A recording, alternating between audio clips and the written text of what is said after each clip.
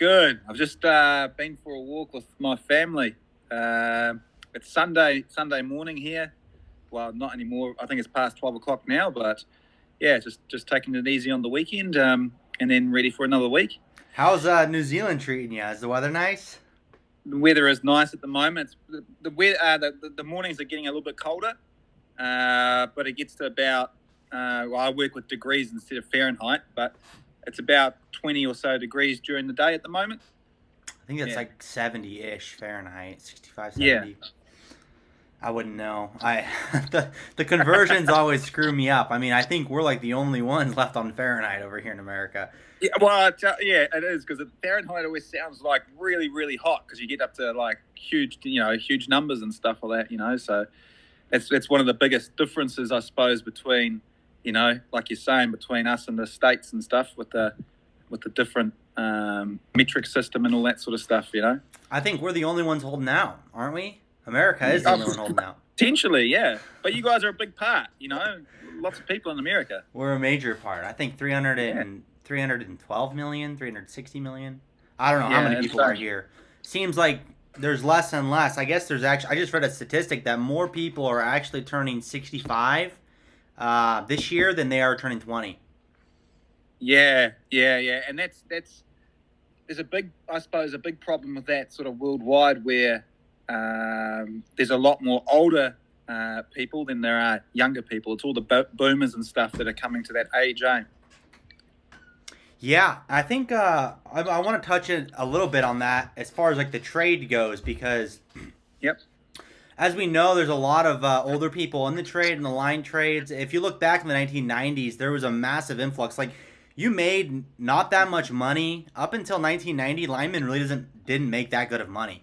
There was such a surplus of linemen, and if you look at the chart, it's steadily declining. But the Yep. industry is growing at 9% a year annually. Yep. That's probably a pretty conservative number, just with everything being so reliant, and especially here in America. California, like California for a good example, their entire grid is just they can't handle it. They have to constantly rebuild, develop that infrastructure, and with all these older people retiring, made their money over the last 30 years, getting out of the trade.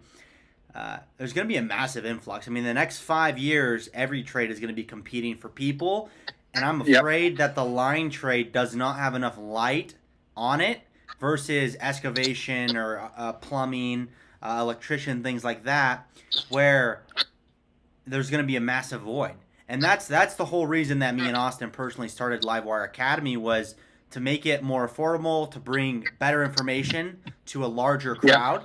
And that's basically primarily the entire reason we started it, because just these high schoolers don't know what it is, and if they do know what it is, they don't know where to start. And if they want to start, they go to a line school here in America, which is very expensive. So that's kind of my spiel on it. No, but I completely agree because I see the same thing in New Zealand. The last 2.5 years, I've just recently started my own contracting company. I'm back on the lines again. But the previous 2.5 years, I was involved in training and training a lot of the new trainees and stuff coming through the line trade. And I see the same sort of thing. Like when I started as a trainee 20-something years ago, you'd have like one trainee and then potentially you'd have, 20 or 30 other blokes that are all 5, 10, 20, 30 years deep. Nowadays, you'll have a lot more, we call them trainees or apprentices or whatever you want to call them. Mm-hmm. You'll have a lot more trainees, apprentices, and a lot more guys that are, sort of only about 5 years, 7 years max in the trade. You know what I mean? So I think it's a worldwide problem. And what you're saying there about other trades, it's true because if you're not in the trade, you don't really know about the trade. You need to get in before you need to know someone, and before you sort of realize, that's an actual thing you do. Yeah, and that is a massive problem because I had no idea until Austin's my brother. Obviously, he's journeyman lineman. Yep. It's apprentices over here, the apprenticeship program, and it takes about 7,000 hours, 4 years ish to top out. But Yeah, from just the research I've done, I shoot videos for electrical infrastructure contractors to try to, Yep. get talent. I've worked with some big contractors, and they literally have had to pull people from Europe to complete big jobs because there's not a big enough labor pool here in the States. And Yep. usually the trends are started here in the States because we have all the money here and Yeah. that. So, yeah, it's crazy. And then I didn't know about it until my brother became a lineman, and he didn't know about it other than we had a cousin who did it, and he's like, "Oh, go do this," and Yeah. he Yeah. ended up spending $15,000 to get training when you can just get training for free in the apprenticeship program or get paid to train Yeah. realistically, right? Um, Yeah. Obviously, you need some certifications and a little bit more information, but so how long have you been in the trade? I think this is my 22nd year, 22nd or 23rd year this year. So I started off when I was about 17, and I was straight from school. And I was just lucky enough to be put with guys that they became like they not only they really taught me about myself, really, not just about the trade, but they sort of shaped me as a person, and the same like the person that I am today. So with a 17-year-old, you have to have people that have a lot of patience. Yeah. To keep 17-year-olds, they're very hard to keep on task, and you really got to shape them to work hard and all that sort of stuff.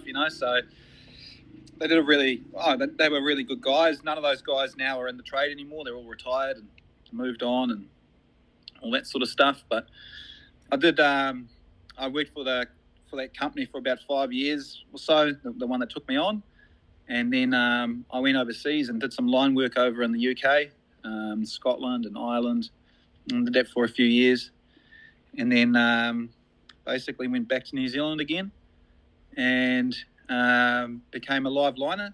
So New Zealand's probably a little bit different to what it is in the States. So you mentioned before that the actual apprenticeship is 4 years in the States. Mm-hmm. See, ours is only 2 years. Okay. It's 2 years, and it's a little bit different. Like, we have kind of like a line school, but not really. You go away every 6 months, basically, on a course. You do a week on that course. You get a bunch of credits and unit standards and all that sort of stuff.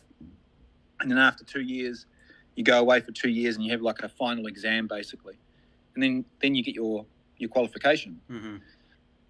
But you need to hold that qualification for a further 2 years before you can do live line, hot stick work Mm-hmm. and hot glove work and all that sort of stuff.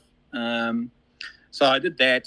I'd done that for about 10 years. And after being in the trade, I suppose, for about 18, 19 years, I thought, I might do some training, and did that for a little while.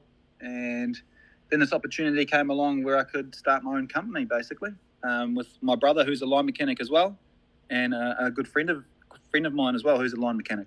Mm-hmm. Yeah. That's awesome. That's awesome. Yeah. That's crazy. I had no idea, so that's pretty cool to hear. So I know obviously the trade as a whole, like you said, it's not for everybody, as I've No. as I've noticed, kind of witnessed.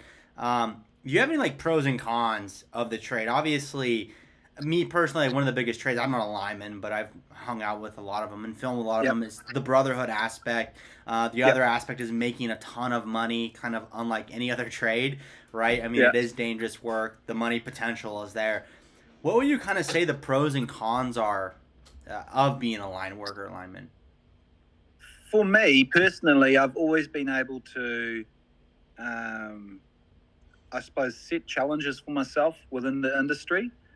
And whether or not I was able to achieve them, it's good for me to have something to work towards. And I think the industry is big enough where you can start sort of as an apprentice or a trainee and work your way up to becoming a lineman.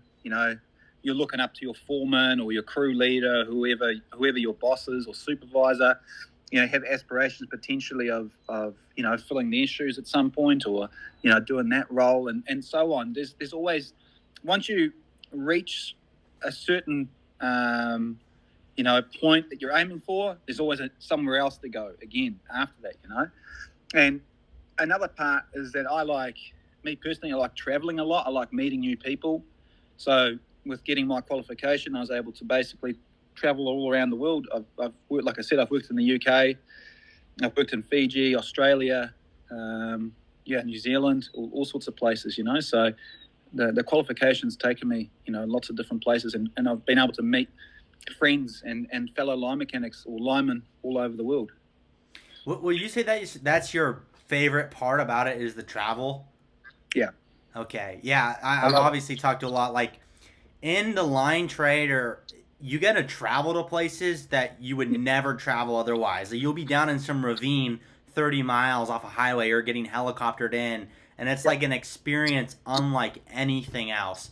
And like even me, I've gone and filmed in some very remote locations where it's like, where am I? The GPS is taking me somewhere I don't know. So it's really cool to hear that. It's funny because having talked to people right in the trade, you usually get two responses. You get the money and you get the travel, right? Which is awesome. But the travel, the part is very cool. Yeah, for me, the money's never been like, money's good, but money will come if you do a good job. You work hard. You make a good name for yourself. The money will come. You know what I mean? Like, the money is good to have. Like, it's awesome making good money and buying things and all that sort of stuff. But it necessarily shouldn't be your number one focus, because you should be getting enjoyment out of the job. And if you enjoy the job and you've got plenty of things to aspire to, the money will come. It will come.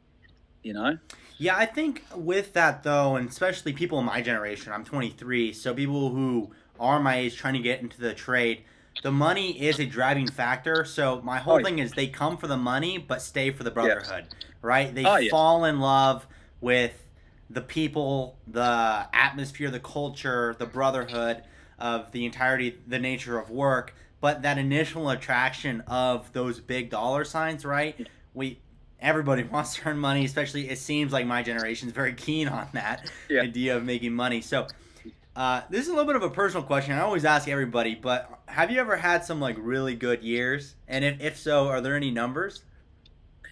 Yeah, so it's probably not equivalent. I've seen some of what some of the top guys basically earn in the States, but there's two times where I earned like really, really good money in my career. That's going back to the sort of early 2000s when I went over to the UK. And this is like for New Zealand, this is New Zealand dollars. So back in those days, a line mechanic in New Zealand was probably earning around $15, maybe $16 an hour. Mm-hmm. And when I went over to the UK, we were earning 20 euros an hour. So that was equivalent to us almost earning $60 an hour, which was huge. Oh, yeah. I mean, back for 2000s, that's crazy. Yeah. And then about when was I in Australia? 6-7 years ago, when I worked in Australia, really, really, really good money there as well. It was around 40. What were we on? About $45 an hour, and then you get, after you do 40 hours a week, you get, double time. You get your wet weather money. When you work away, we were getting. I think you guys call it per diem. Per diem. Yeah. So we were getting about $200 and I think it was $80 a night as well. Which was tax free. So that was really, really, really good money where we were potentially earning between, $3,000 and $4,000 a week. Which was really good. Yeah, it's crazy. So now that you mention in the States, like top earners, there are literally people in California now. Preface this by saying they have no personal life. All they do is work. Yes. But they are literally earning $500,000. Like, no lie. Yep. $500,000 US being they're working 16, 18 hours a day for the entire year, but the numbers are just insane over here, or the possibility for those numbers are insane. Now, that's only a couple states where that's possible, or if you're working storm work, so over here, the hurricanes come in. If you're a journeyman lineman, you have your golden ticket, and you get selected, you get a phone call, say, hey, you want to come on storm, and the money starts getting real good. But I think base rate over here depends on states. And it depends if you're in the union or if you're non-union. Like, we're very pro IBEW, which is union here in the States and Canada. So yeah, it really depends, but those numbers, the potential is just insane. But everything is bigger in Yeah. America, so Yeah. That's the other part of it. To earn massive money, you got to put massive hours in. yeah, You know, you got to be working the weekends. You got to be doing the 12, 14, 16-hour days. yeah. That is it. You have no life at that point, really. But it's just crazy to me that you can come out with no college degree. Actually, you will graduate with an AA degree once you finish the apprenticeship program, but you don't have to go to college, no prior earning, and it's like it blows my mind because it's just insane. Like the numbers are dumb. I just, like I said, the money is awesome, but you get to work with like really cool equipment. Oh, You tell me another job where you could be working with cranes, with diggers, with forward drive vehicles and all sorts of stuff. Like to me, if you asked any boy and you explained the job to them, be like, that's the job that I want to do. Yeah. If you like all the machinery and stuff that you play with, the places that you go, there's the thing of earning good money and all that sort of stuff. It's a great job. I just don't think that it advertises itself well sometimes. Have you ever driven like one of them track machines, like in the swamps? No, I haven't. No, but I've operated diggers and on tracks and stuff before. But no, that would be pretty cool. Yeah, there's obviously we get a lot of snow and stuff over here, so we have all types of machinery on these big tracks, and you're 10 miles back. Or have you ever done any helicopter work? Yep, yeah, done plenty of helicopter work. So like long lining or? Nah, we do. They do a little bit of that in New Zealand, but we mostly do it for when we're running new wire, or when we're putting poles in remote places that we can't get the vehicles to. Okay, yeah. The helicopter work is probably my favorite. It looks cool on when you search that stuff on YouTube or you see it on TV. It looks really awesome, Yeah, it's like you're strapped up and you're hanging, 40 feet below a chopper flying 6 miles in to this remote wilderness area. So kind of moving on, we touched on it a little bit, but where do you kind of see the future of this work going? Because like you said, it just seems like there's a lot of old people retiring, there is a decent amount of young people coming in. It seems like that old knowledge is getting lost. Where do you see the next 5-10 years for the line trade? Me personally, it's funny that you asked that question because I was talking about this just last week or the week before, and I think the next 5 to 10 years is going to be huge for this trade. If I'm just talking about New Zealand in general, but this is what the whole world is doing. Everyone's worried about going green and getting battery powered cars, and the heating's slowly getting turned to heat pumps and all that sort of stuff. It's all draining electricity. Most of the networks, the bulk of them, especially here in New Zealand, were built in the 1970s.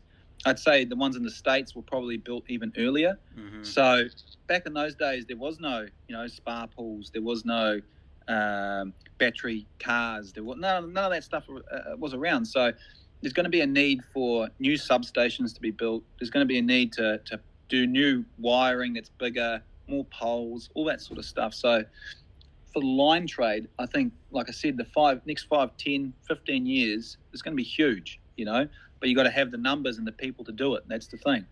Yeah, that's the other thing. So a problem here is we're running into material shortages, which I think everybody is, just due to the past 2.5 years with the COVID situation and the manufacturing just grinding to a halt, essentially. The utilities aren't putting out work because they don't have material. So they don't have material and they don't have guys. So typically they'll look, okay, can we get a contractor? Can this contractor complete this job in X amount of time, right? Yeah. Can we get him to bid on it? Is there going to be enough material? Things like that. And if it doesn't check all those boxes, they're not going to put the jobs out. Now, I think a lot of young kids are looking at the groundman calls right now. They go sign the books and they get discouraged. And they're like, well, I've been on the waiting list for 6 months.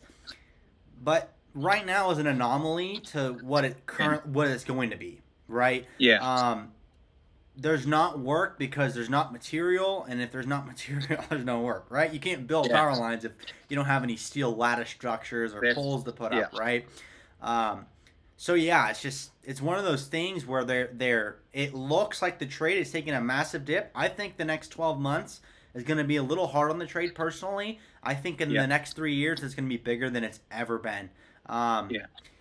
there's another story in California where there were so many like Tesla electric cars parked at an apartment building, and they literally said don't plug in your car at night because the power It's will go out in the overloading, eh? building because there's Yeah, not enough electricity. There's not enough infrastructure to support all of these electric cars and all these apartments. yeah, I imagine 500 people living in an apartment and 500 electric cars plus electric buses.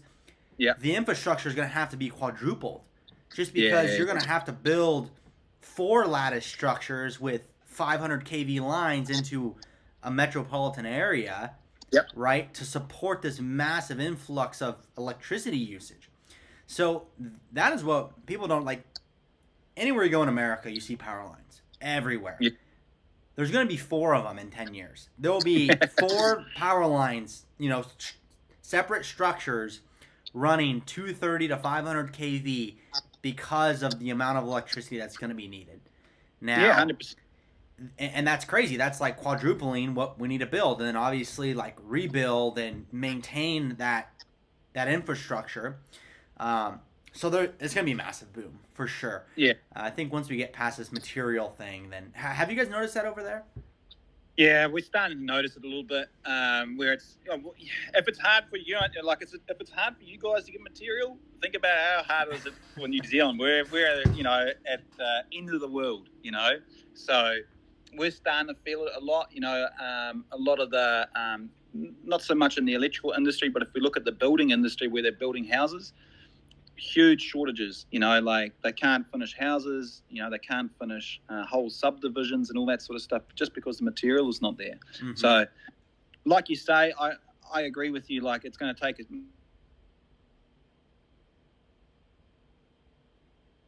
maybe, and then we'll boom. And this might be a little bit hard for that 12 months, but after that it's going to be huge, I think. Yeah, so any advice for somebody who might be 18 or 17, still in high school, or maybe they're working another blue-collar job and they're just not really happy with it, right? Because being happy with your job, enjoying what you do is a massive part of it. I mean, that should be the biggest part of it. Obviously, we talked about the draw of other things, but what would you say to them if they wanted to get into the trade? Like, what words of encouragement or advice would you give them? Well, for me, like we talked about, it's hard to get into the trade if you don't know somebody. If you know someone, it's easy. Start talking to that person, get some advice from that person.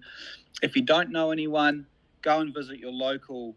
Find out where your local, power authority is, or where those guys work. Maybe knock on the door there and say, "Hey, I'm really interested in doing something. How do I get into this industry?" And the guys there, hopefully if they see that you're keen, we'll help you out. If you get your foot in the door, it's all about, being hungry, always learning. Everyone's always learning. Like even I don't think I've been in industry long, but say 22, 23 years, I'm still learning every day, new little bits and pieces. That's what it's all about. So don't ever think that you're going to be, at a point where you know everything, Mm-hmm. so you're always going to be learning. Do you need to know somebody in New Zealand to get in? Is that a big deal over there?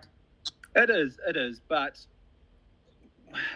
I think nowadays they do a really good job of attracting people to the job. Mm-hmm. So there's a huge push to get women into the job. Mm-hmm.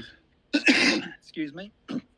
And the company I used to work for, they take on between 12 and 15 trainees a year.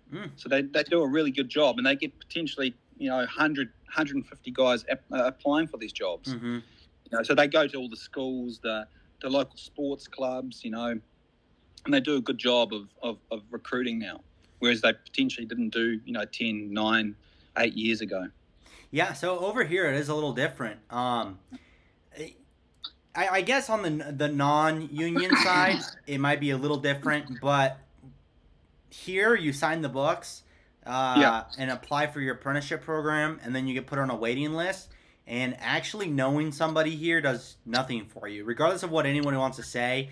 Yeah. It actually does not curry any favor. Like, you're on a list now.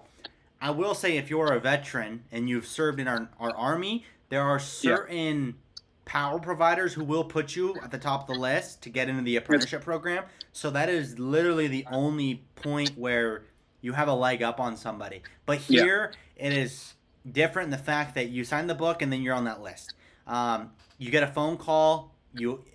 They say, okay, come in for an interview to the apprenticeship program. They interview. When you get interviewed, you have a chance to get in. If they like what you have to say, then okay, you get accepted to the apprenticeship program, and then you're tied to them for the next 7,000 hours virtually. Yeah. And that is every weekend you have schooling and the whole 9 yards, and working your. It's just 7 stages of the apprenticeship program, and then Yeah. once you top out. Take your final test and get your what we call the golden ticket or the journeyman's card here. Yeah. You're good to go. I mean, job security, et cetera, et cetera. Now, it can be hard to get in, but for anyone watching, uh, instead of going to a line school before line school, essentially, go get job site experience as a groundman, travel Yeah. somewhere, get 4 months under your belt before you even apply for the apprenticeship, but make sure you have job site experience, because they will not bring you on. Almost like Yeah. 99%, they won't bring you on if you don't go and get job site experience. And Yeah. they sell them the wrong dream. They say come to line school and you're going to get in, and they don't. Yeah. You spent an extra 12 months when you should have been working as a groundman, because my brother Austin, he actually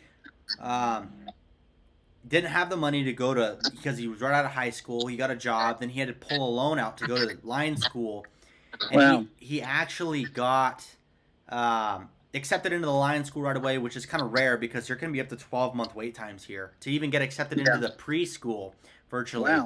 Wow. He got out and didn't apply for the apprenticeship program, got an interview right away, and they turned him around and said, go work for 6 months and come back to us.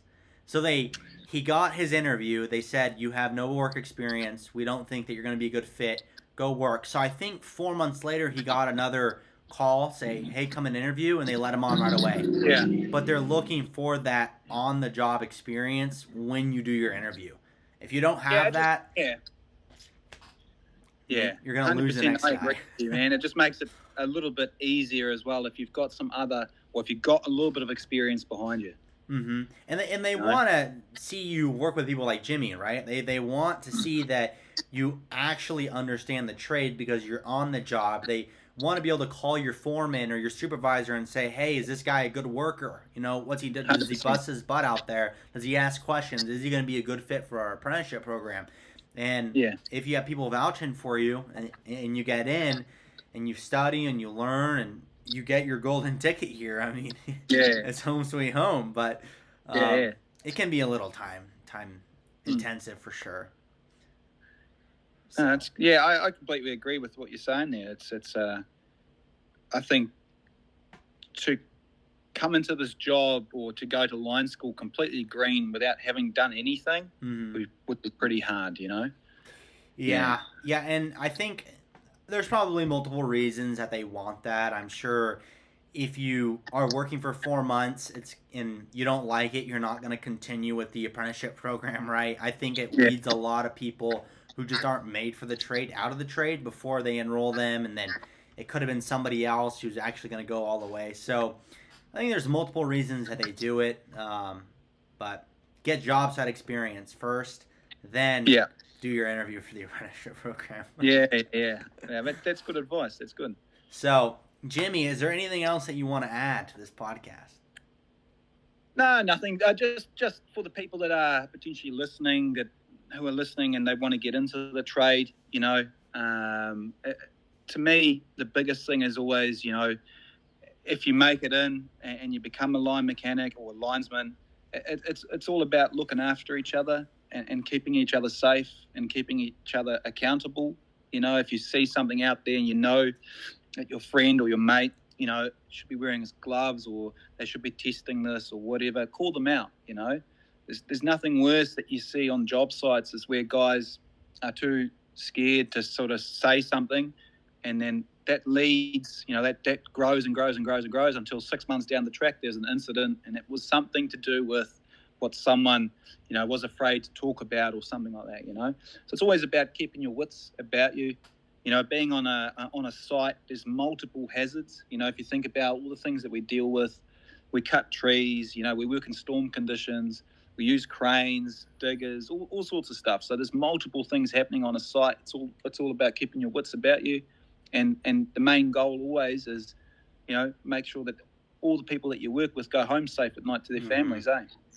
Yeah, that's the biggest thing. It's the measure twice and cut once rule in the line trade for sure. You're working with very high voltages. One wrong move and you bump into a conductor that's 120,000 volts, and you're probably going home in a body bag, and that's just not good. That shouldn't happen with the safety protocols and things these days. So, be your brother's keeper. That's what it comes down to in the line trade. Yeah, 100%. So, thanks, Jimmy. I appreciate you coming on the podcast. It was a great conversation.